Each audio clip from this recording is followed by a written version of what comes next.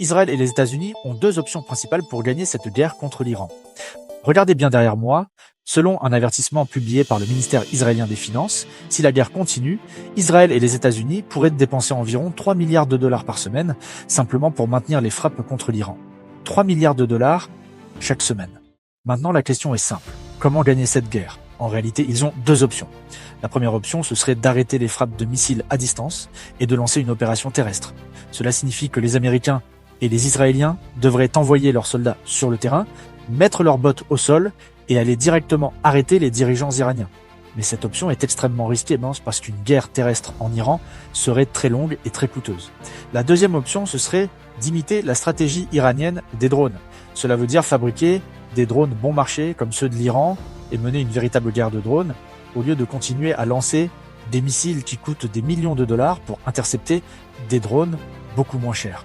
Parce qu'aujourd'hui, le problème principal est économique.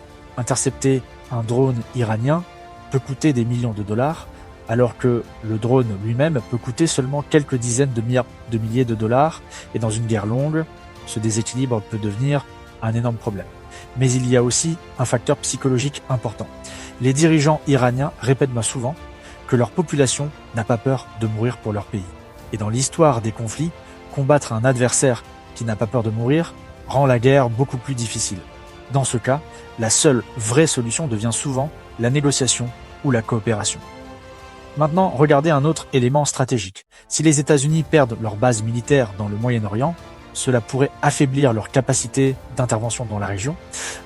Certains analystes pensent que c'était justement une partie du plan stratégique iranien, et même si demain un cessez-le-feu est signé, Israël ne serait jamais totalement à l'abri face à l'Iran. C'est aussi pour cela qu'aujourd'hui, beaucoup de zones d'impact de missiles en Israël ne peuvent pas être filmées librement par les journalistes. Si la guerre continue longtemps, la situation pourrait devenir encore plus compliquée pour les deux camps, parce que dans ce type de conflit, le temps, l'économie et la stratégie comptent souvent plus que les missiles eux-mêmes